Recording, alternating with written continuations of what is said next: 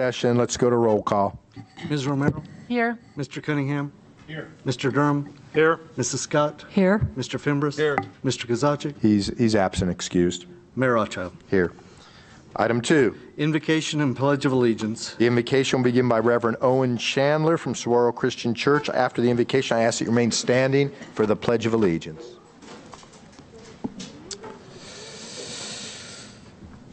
May we all take a breath together. God, you who bring depth to our breath, you who bring hope to our seeing and empathy to our ears, we pause within this moment. We feel your spirit move among us. We pause within this moment to consider the opportunity of this place, to feel the weight of our neighbors' expectations, to seek the best intentions of our community, putting aside the hubris which often comes so easy, to hear the lessons of our past reverberate within these walls and to capture the longing of our future. May you free our deepest selves so that we may embody truth as we create a community of mutuality, accountability, prosperity, and most importantly, love. And may we fill all of our hearts with the desire for wisdom, understanding, and courage. These things we lift up. Amen. Amen. I pledge allegiance to the flag of the United States of America and to the republic for which it stands, one nation, under God, indivisible, with liberty and justice for all.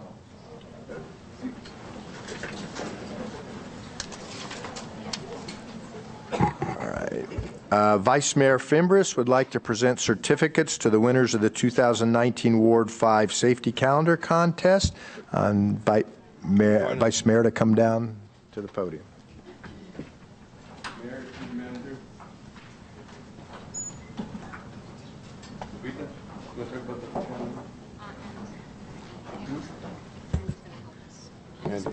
Okay, where's that?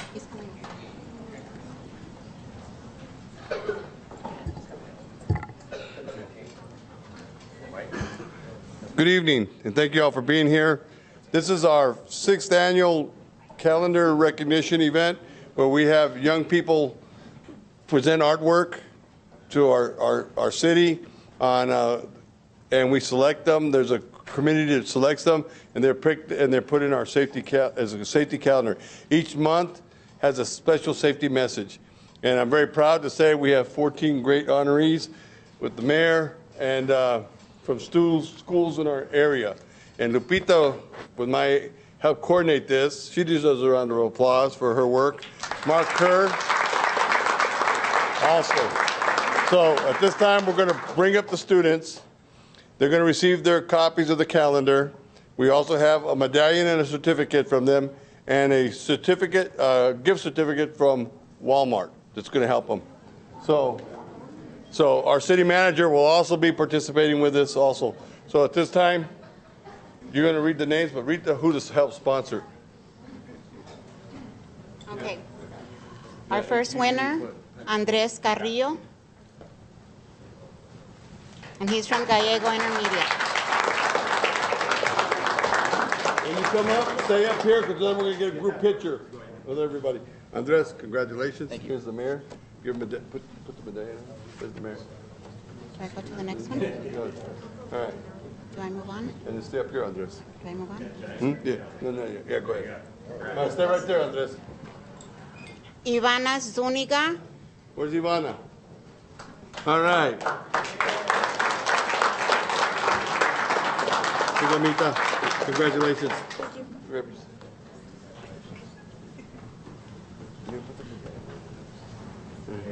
Sheila Noriega. Paulo. Congratulations, Sheila. Alexis Mesa. Where's Alexis? All right.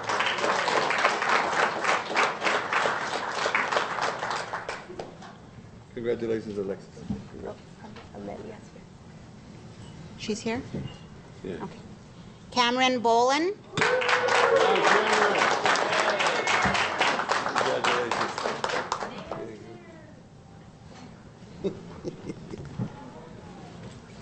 Gerardo Cruz, Bernardo, all right, mijito. Congratulations. Should read the grade. Omar Urquides, Omar.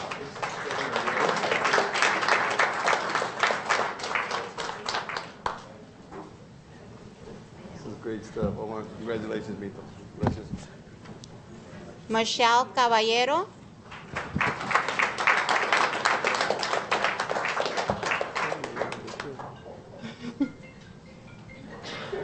Michelle, congratulations. Very proud of you. Yamilet Martinez, Yamilet. Ay, mijita. Congratulations.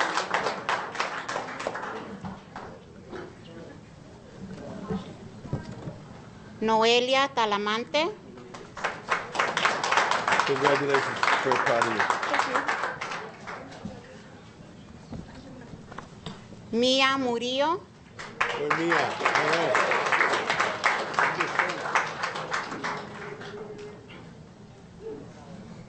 Mia, congratulations. Very proud of you. Amelia Garcia,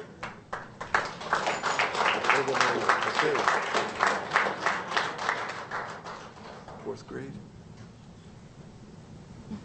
Congratulations.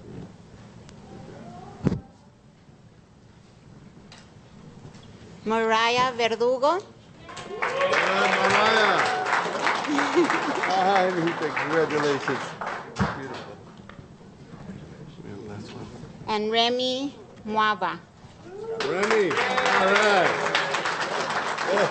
Congratulations, mijita. All right. Okay, everybody stand. Okay, all you guys come up, we're gonna take a group picture. Come on over here with me.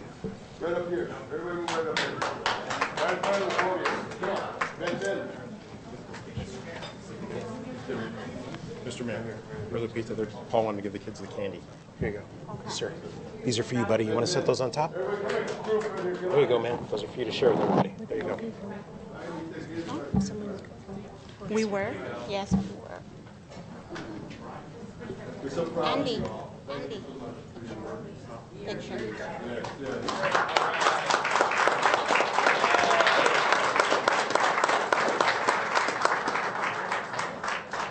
Y'all get your pictures. Make sure.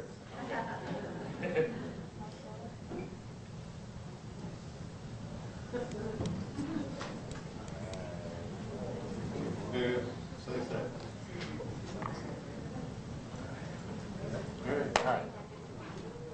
Oh, we got some candy for you guys too. Here.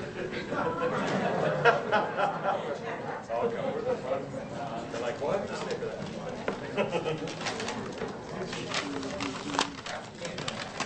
I want to thank you all for being here and participating in this poster contest for another year.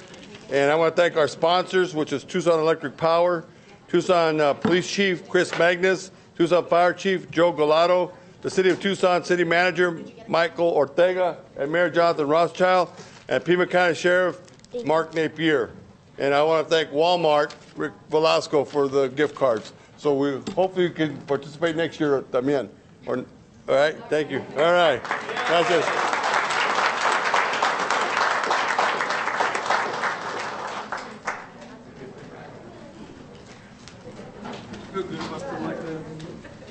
Young mayors coming up. That's great. All right, let's move on to item 2D.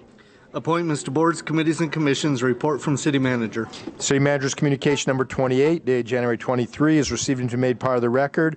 May I have a motion to approve the appointments in the report? So moved, Your Honor. We got a motion and a second. We're going to approve the appointments of Stephen Washburn to the CWAC and reappointments of Gary Ochoa and Carol Rundell to the Veterans Affairs Committee. Are Ms. Washburn, Mr. Ochoa, or Ms. Rundell here by any chance? All right. Thank you for coming tonight, and thank you for serving. We really appreciate it. All right. Any discussion on that motion? Hearing none. All in favor say aye. Aye. Anyone opposed? Motion carries. Are there any personal appointments to be made at this time? Not tonight. All right. Let's move on to item 3. Mayor and council report, summary of current events. City Manager's Communication Number 14, dated January 23, is received into and made part of the record. This time is scheduled to allow members of the mayor and council to report on current events. Does any council member have anything to report at this time? Councilmember Romero. I have a long list of current events, Mr. Mayor. All right. Well, we have a couple of activities that I think the community would love to attend. One, the Bicicletada del Sur Southside Community Bike Ride is happening Friday, January 25th at 6 p.m. The meeting location is at El Pueblo Center, 101 West Irvington Road. To-go bikes are available and free of charge if you don't have a bike and you want to join the community bike ride. So we meet up Friday, January 25th at 6 p.m. at El Pueblo Neighborhood Center, located at 101 West Irvington Road. Hope to see you there. There's also going to be a liquor license workshop Saturday, February 2nd from 9 a.m. to 1 p.m. at the Ward 6 Council office. My favorite group and people in the entire universe, the Southside Neighborhood Association Presidential Partnership, and Yolanda Herrera Lafond will be leading this workshop. It's going to be at the Ward 6 Council office. Also, there is a gem show kickoff. Next Friday, February 1st, the City of Tucson will hold a Gem Show kickoff reception and press conference. The Gem Show brings the City of Tucson significant revenues and makes Tucson a destination for people around the world. I invite you all to join me and my colleagues at this press conference and explore the great Gem Show corridor known as Gem Show Row over the weekend. This is going to happen Friday, February 1st at 4 p.m. at the East Lobby of the TCC located at 260 South Church Avenue. If you need any more information about that, call Andy Squire at 837-4094. And last but certainly not least, Mr. Mayor, I'm very excited about the Tucson Delivers Better Streets Prop 101 kickoff event happening tomorrow. Join Mayor Jonathan Rothschild, the Tucson Department of Transportation, and the Ward 1 Council Office as we kick off the voter-approved half-cent sales tax road repaving for Star Pass Boulevard. In my last 3 terms as the Ward 1 representative, I have often heard from constituents about the condition of our roads. After much work from the community, we have done significantly well. This past sales tax that was passed by the voters, we're kicking off this particular project. It's the first one that we kick off, Mr. Mayor, the first one that we do with Prop 101 dollars. This is Thursday, January 24th, tomorrow at 11 a.m. on the south side of Star Pass Boulevard, west of La Cholla.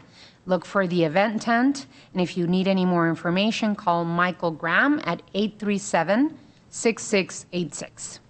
All right, thank you. Councilmember Cunningham? Yes, Your Honor. I just wanted to let everyone know.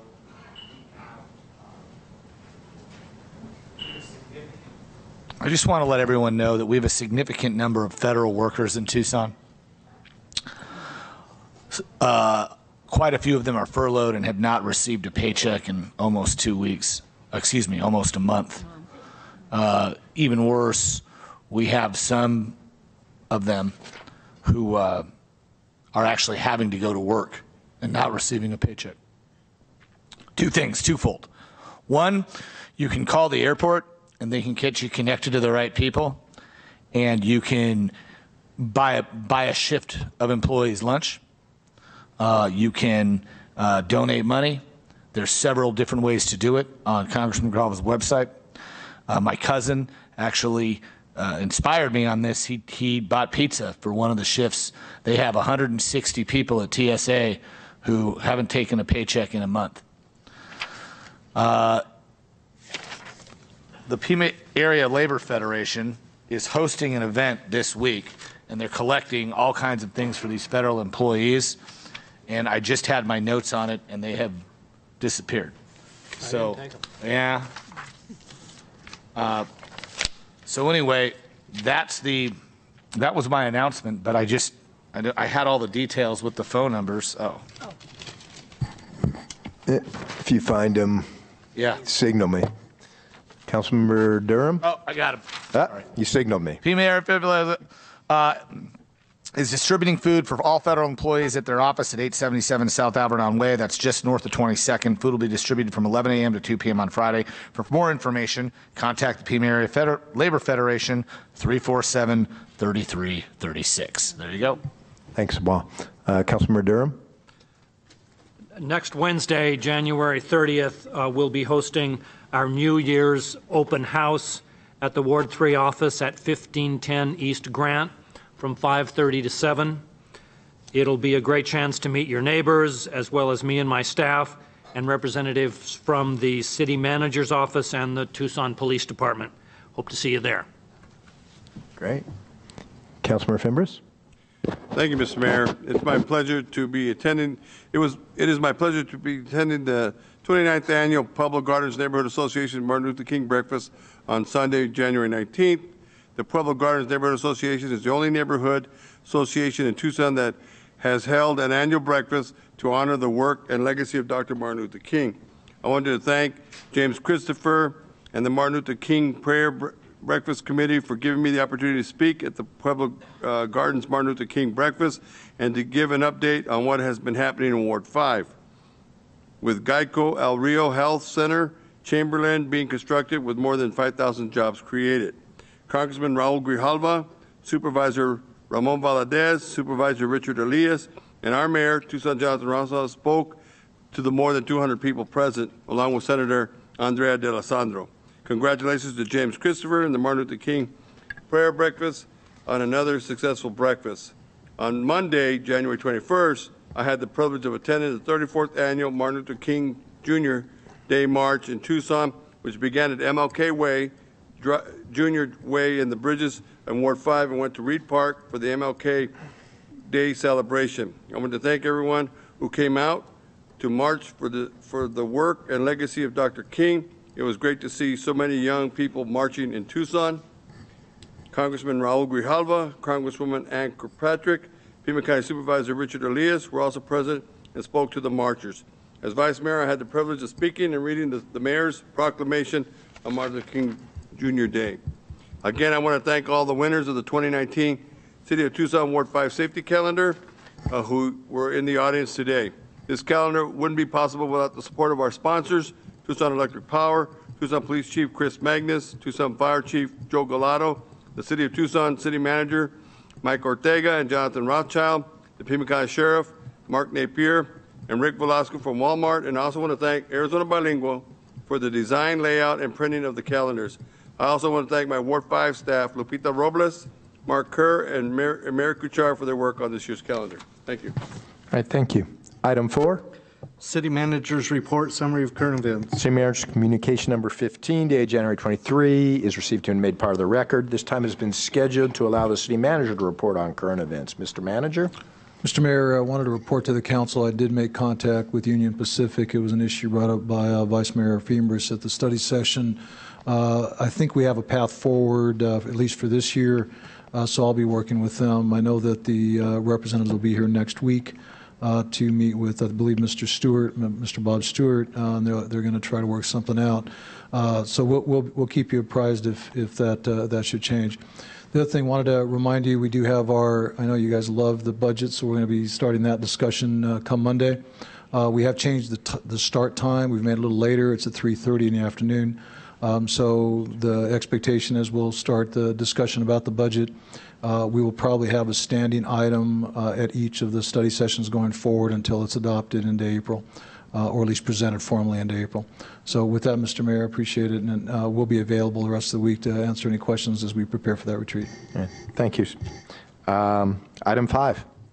Liquor License Applications Report from City Manager. City Manager's Communication Number 16, dated January 23, is received and made part of the record. Mr. Clerk, please read the liquor license agenda. Your Honor, on this evening's liquor license agenda, under item 5B, we have 1 request for new license. Under item 5C, we have 8 requests for special events. Staff has indicated that all the applicants are in compliance with city requirements. An appropriate motion would be to forward items 5B1 and C1 through 8 to the State Liquor Board with a recommendation of approval. Get a motion, please. I move we forward the liquor licenses to the State Liquor Board with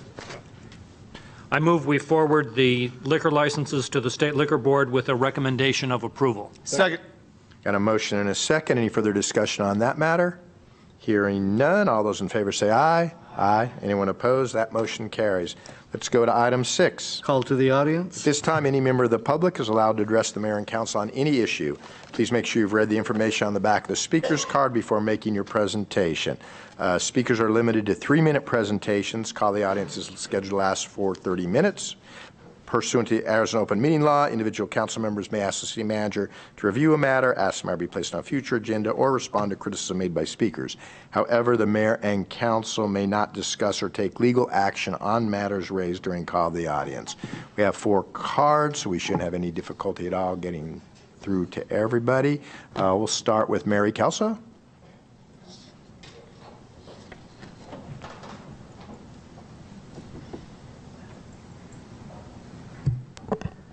Good evening. I'm Mary Kelso. You want me to use that one? So I don't have to do. Hi. Okay.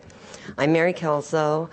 I live in Tucson, Arizona. I've been here since 1973. I used to work for the city of Tucson, but I no longer work for the city. I work for ASME full-time.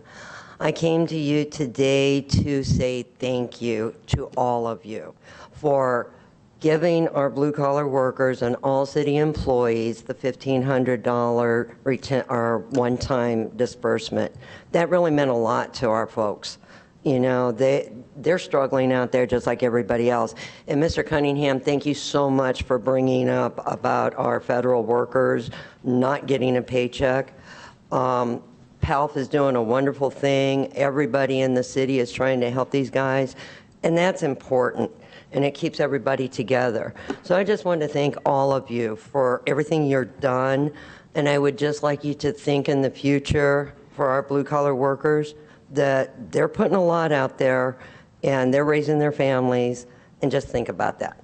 Thank you so much. All right, thank you, Mary. Barbara, I think it's Crummett?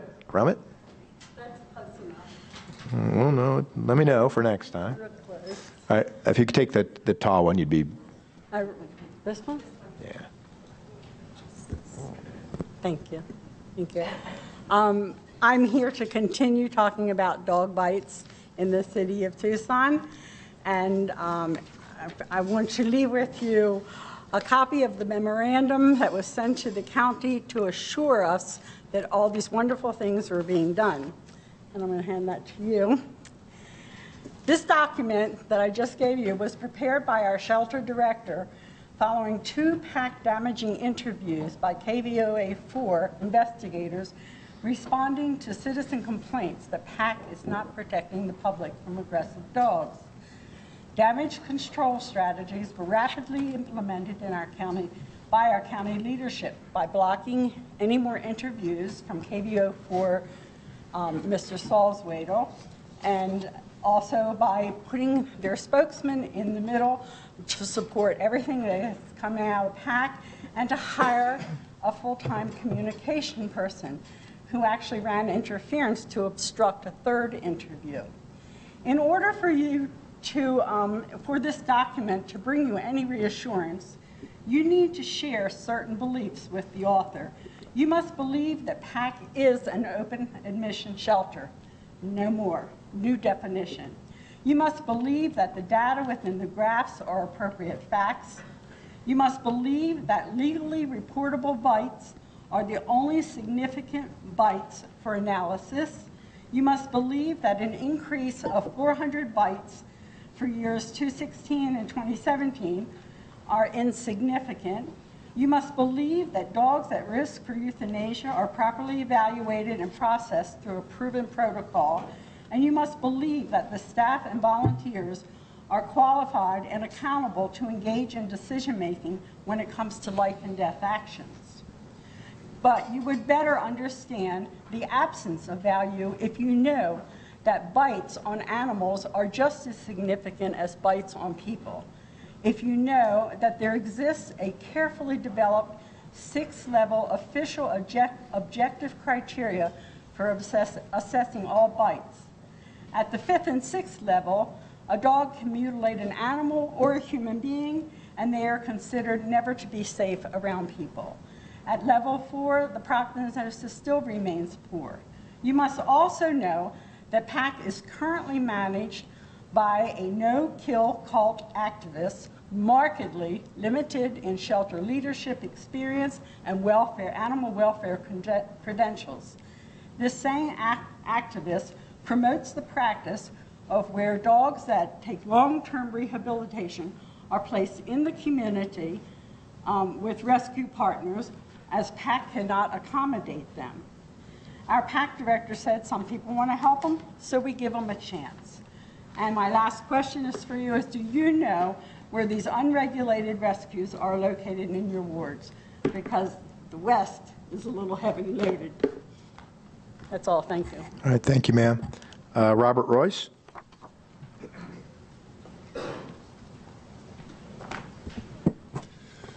I was reorganizing my home office for my mayoral run, and I found this 2015 Consolidated City of Tucson PIMA County ballot. And the first name on the ballot is Rothschild Jonathan, Democrat, and there's no other name. No one else ran for mayor. I tried at the last minute. I couldn't do it. This is not my idea of democracy. It's one of the reasons I'm running for mayor. Now, I understand a little bit about democracy. I studied my political science at the University of Illinois, and I was a student of Dr. Simpson. And I remember specifically his last words: "You are the first generation of people who have college universally available and practically free, and for that, you have a responsibility to pay back the community and to make the world a better place than what you found." I have taken those words seriously in all of my public works. All 3 riots that I put down, I guaranteed a square vote in my precinct for one particular election. I practically single-handedly reformed a small city by convincing the voters to reorganizing their city government. So when I tell you that one name on the ballot is not democracy, I know what I'm talking about. People can trust me on that. This is not going to be easy. Regina, you only need around 1,900 signatures to get on the ballot as a Democrat. A Republican will get on the ballot if they come up with a candidate for a mere 1,300 and some ballots. I, as an independent, will need 2,742 signatures. That's 50% more than any Democrat and 100% more than any Republican. So at this point, if I only needed the 1,900 the Democrat would need, I would say, hey, I promise right now, we're going to have a contested election. It's that extra 800 signatures that keeps me from declaring right now that I will be on the ballot. I am going to do my best, and I expect I will get some help. And I can say I will probably be on the ballot. That's the hardest part of all of this. Since I'm standing up for pure water, financial responsibility, and the people's right to vote on important issues like nonpartisan elections and aldermanic government, I think I got a pretty good chance of winning this election if I can get on the ballot, even without any help from the newspapers or a political party. Thank you. Rory Juneman.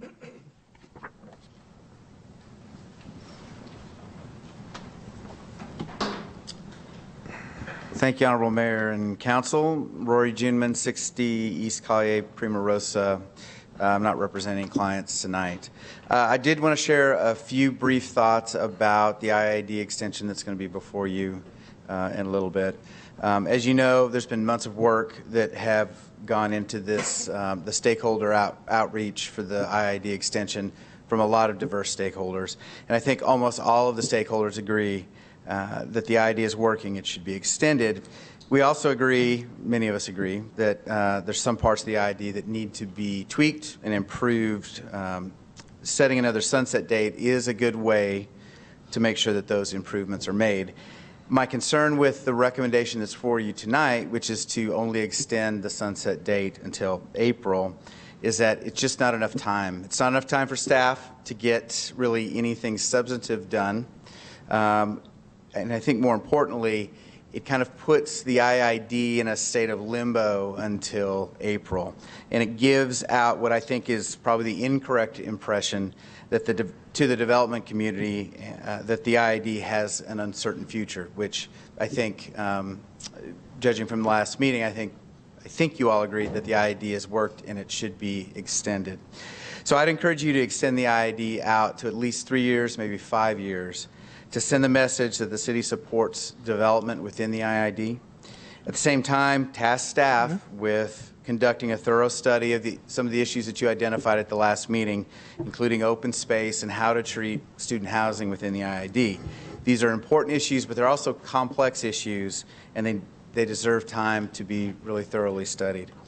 So extending the IID to just 3 months, I don't think, has a real benefit, and it's only going to delay potential investment in the city.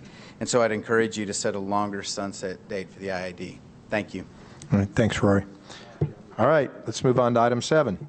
Consent agenda items A through G. Reports from the city manager on the consent agenda are received into and made part of the record. Mr. Clerk, you're requested to read the consent agenda. Your Honor, on this evening's consent agenda, item A is approval of minutes. Item B is real property, acquisition of privately owned property within the Tucson Airport remediation project area for the installation of a Tucson water well. Item C is an intergovernmental agreement amendment with PIMA County for the Southeast Houghton Area Recharge Project. Item D is a mutual aid agreement with members of the Arizona Water and Wastewater Agency Response Network for emergency assistance. Item E is an intergovernmental agreement with the Arizona State University for the Choice Neighborhoods Planning Grant. Item F is a finance write-off of uncollectible accounts receivable. This item is continued from the meeting of December 18, 2018. Item G is zoning amending ordinance 11199, eliminating the sunset date from the Unified Development Code amendments relating to medical marijuana. All right, may I have a motion, please? Mr. Mayor, I move to approve the matters on the consent agenda. Second. Got a motion and a second. Any discussion on any of those matters? Yes, Your Honor. I just wanted to see the way I read the report, and I wanted Ms. Garland to confirm this. I'm sorry, I should have caught up with you before. It seems like we're collecting a little more on our debt, like our percentage of capture is a little higher. So I just wanted to confirm that was the case and congratulate you on that. All right, thank you. All right, we got a motion and a second. No other discussion. Let's go to roll call. Mrs. Scott? Aye. Ms. Romero? Aye. Mr. Fimbres? Aye. Mayor Rocho? Aye. Mr. Durham? Aye. Mr. Cunningham? Aye. Items on consent agenda are approved by a vote of 6-0. Let's move on to item 8. Zoning C151803, establishing original city zoning for Airport Corona Annexation District. Pima County zones MU, CI1, and CI2 to city zones MU, I1, and I2. Ordinance adoption and extension of overlay zones. City Manager's Communication Number 19, dated January 23, is received into and made part of the record. This is a request to establish original city zoning within the Airport Corona Annexation District, roughly bounded by Valencia Road on the north, Gallus Highway on the west, Alvernon Way on the east, and extending approximately 3,800 feet south of Los Reales Road. The zoning examiner and staff recommend approval of the original city zoning of MU, I-1 and I-2, the extension of major streets and routes along Alvernon Way and Los Reales Road, the extension of the environmental resource zone along Airport Wash, and the extension of the airport environ zone with the Airport Corona Annexation District. Mr. Clerk, you're requested to read ordinance 11616 by number and title only. Ordinance number 11616 relating to zoning, establishing original city zoning for approximately 1,488.1 acres located in an area roughly bounded by Valencia Road on the north, Nogales Highway on the west, Alvernon Way on the east, and extending approximately 3,800 feet south of Los Reales Road in case C1518-03 Airport Corona Annexation District, Pima County MU CI1, CI2, and overlay zones to City of Tucson MU I1, I2, and overlay zones, and setting an effective date. What's the council's pleasure? Mr. Mayor, I move to approve the request for original city zoning as recommended by the zoning examiner and adopt ordinance 11616. Second. Got a motion and a second. Any discussion on this matter? I just want to thank all the staff that have made this possible and worked on it. Yeah, thank you. Thank you. Your Honor. Yeah. Just to let the class that's here and the 7 people watching this stream on the internet, this is probably one of the bigger things. This won't get a lot of headlines, but it's probably one of the bigger things we do by having this district set up where we already kind of owned the airport or landed the airport, but now it's part of the city. This allows some business incentives to be adopted in there, and that's a really big deal for cultivating new jobs and bringing in jobs where the money comes from out of town. All right? All right. Anything else? If not, let's go to roll call. Mr. Fimbres? Aye. Mr. Durham? Aye. Mr. Cunningham? Aye. Mayor Rothschild? Aye. Mrs. Scott? Aye. Ms. Romero? Aye.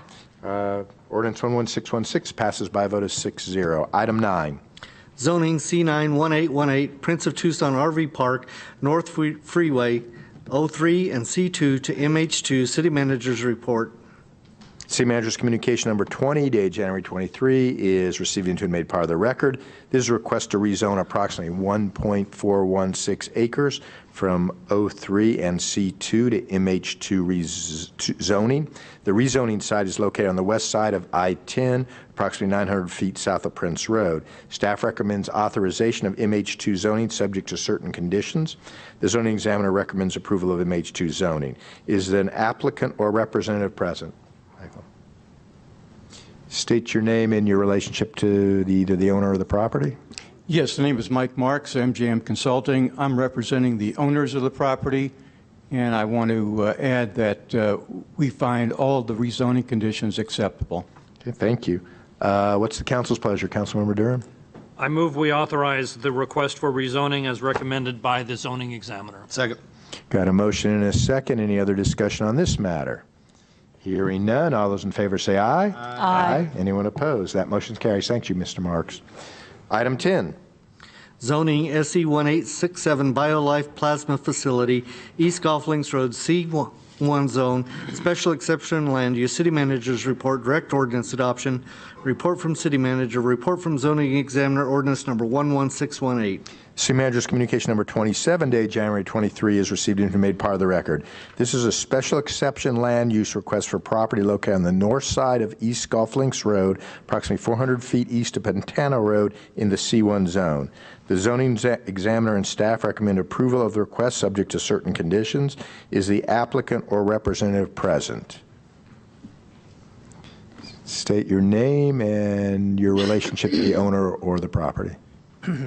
Mr. Mayor, members of the council, city staff, my name is Brent Davis, and I represent the owners, developers of the property. Okay. Mr. Davis, is your client agreeable to the proposed requirements? They are. Okay, great. Mr. Clerk, you are requested to read ordinance 11618 by number and title only. Ordinance number 11618 relating to zoning of special exception land use blood donor center SE1867 BioLife Plasma Facility located on the north side of East Golf Links Road, approximately 400 feet east of Pantano Road, approving with conditions the construction of a 14,180 square feet blood donor center on 3.9 acres in the C1 zone and setting an effective date. What's the council's pleasure? Councilman Scott? Mr. Mayor, I move that we approve the request as recommended by the zoning examiner and pass and adopt ordinance number 11618 with thanks to all who participated and had the opportunity to really review what this is, and they found that it was very satisfactory to their neighborhood. And thank you, Mr. Davis, for your work. Thank you. All right, we got a motion and a second. Any discussion on this matter? Hearing none, let's go to roll call. Mr. Cunningham? Aye. Mrs. Scott? Aye. Ms. Romero? Aye. Mayor Rothschild? Aye. Mr. Durham? Aye. Mr. Fimbres? Aye. Ordinance 11618 passes by a vote of 6-0. Let's move on to item 11. Tucson Code, amending Chapter 23B, the Unified Development Code, extending the sunset date related to the Downtown Area Infill Incentive District. Report from City Manager, ordinance number 11619. City Manager's communication number 26, dated January 23, is received into and made part of the record. Mr. Clerk, you're requested to read ordinance 11619 by number and title only. Ordinance number 11619 relating to planning and zoning, extending the sunset date contained in Chapter 23B, Unified Development Code, Section 5.12.17, IID District Termination to April 30th, 2019, and declaring an emergency. What's the council's pleasure? Vice Mayor Fimbres? Mr. Mayor, I move to pass and adopt ordinance 11619 with a 4-year sunset date. Okay, so I think as the ordinance now reads, we're going to bring the HPZ back in April, correct? But we're going to extend the sunset date to 4 years with the understanding that those other issues will continue to be worked on. Okay? So, Mr. Mayor, if I may? Yeah. Will we schedule a discussion at a study session to make sure that all of the issues that we talked about on January 8th will be included in the IID? Because what this particular ordinance reads is that we're going to extend the sunset date to April until we discuss and have much more stakeholder input. But what we're doing is extending the sunset date to 4 years and then bringing it back so that we can discuss the rest of the details, right? Mr. Mayor, members of the council, Councilmember Romero, yes, that's my understanding, and that doesn't mean that we're going to wait 4 years to come back with that information. I think it laid out in the communication that the item that you already remanded for consideration on the HPZ is going through that process and is anticipated to be ready for that April date to come back. But yes, by approving the ordinance tonight, as amended or proposed to be amended in the motion, would it, as this first step, extend the sunset date for a period of until 2023 is my understanding. And I think probably the best way to bookmark it would be if we're going to come back, hopefully in April on the HPZ, sometime close to then. I think that's the opportunity for us to also get a status report on everything else and get a timeline if we could. Yes, Mr. Mayor, and so there were the clarifying amendments that were discussed in January. So those will be brought in April together with the HPZ issues, and there will also be a work plan as to the other items that need the more full vetting and public review process that you all identified at the last hearing. Okay. Your Honor. Councilman Cunningham. A few things I just want to be sure. I'm just trying to cross all the T's and dot the I's. So by extending the sunset, we can still amend the IID before that. And we're going to lock in the meeting times. We're going to do that. Yes, you absolutely. It keeps the provisions alive, if you will, for those 4 years. You retain all of your legislative authority to make amendments to the IID going forward. I think we ought to do it, and I don't know if we can make this part of the motion. It's probably not that necessary. We probably need one study session, and then we need a study session and regular session item on the same day the following time. I think it's going to take one more discussion before you bring everything back. I'm just saying, I mean, that's kind of my guts on this, because we don't want to be in the, I hate to get in the minutia on the dais, but I just don't. I want to have the discussion, the one discussion where we fix all the stuff we're supposed to fix, everybody can circle back around, and then we lock it up the following meeting. I don't think all we have is transparency. So if we ram this through on one day, 4 months from now, well, that isn't transparent. So I just want to make sure that we're on the record tonight. Look, I know it's not part of the motion, but I want to be on the record tonight that that's what we're doing, because I don't want to get calls during the week that we're not cooperating with all the stakeholders. Well, that's the bottom line. I think my understanding about Councilman Cunningham is that We come back in April on the HPZ, and the reason for that is because they have to remand back to the Historic Commission, then come back. There will also be some minor adjustments I think we all agreed to at the last meeting. But then at the same time, that's when we're going to see a work plan. Some of these issues are incredibly complicated and are going to require a lot of neighborhood and stakeholder input. So I don't think the intent is to come to one meeting, resolve it, and come back to the next meeting and resolve the rest. I think the intent is to come back to one meeting, resolve what we can, and then have a work plan that'll lay out for everybody. This is at least what we intend to do going forward. That's definitely more satisfactory. I just don't want to ram it. I Right. just don't want to fix. I don't want anybody to believe we can fix everything in one meeting. And there's some of the things that are constantly evolving. So we have the provision that we can amend it. Here's the second question: we will continue to have that backdoor to amend it with the new sunset date after April, correct? Absolutely, and by extending the sunset date for 4 years, you're giving yourselves all the time that you need to fully vet and go through whatever process you decide on those additional issues. Okay. All right, then I think that I'm ready to vote, and I will support this motion. Well, if Councilman Cunningham's ready to vote, I will check on the rest of you. All right, any further discussion on this matter? All right, let's go to roll call. Mr. Fimbres. Aye. Mr. Durham. Aye. Mr. Cunningham. Aye. Mayor Rothschild. Aye. Mrs. Scott. Aye. Ms. Romero. Aye. Ordinance 11619 passes by a vote of 6-0. Let's move to item 12. And just for the purposes of the record, so Section 1 of the ordinance as presented, the extension date of April 30, 2019 will be changed to January 31, 2023. All right. Council will stand adjourned. Next regularly scheduled meeting will be on Tuesday, February 5th at 5:30 p.m. City Hall.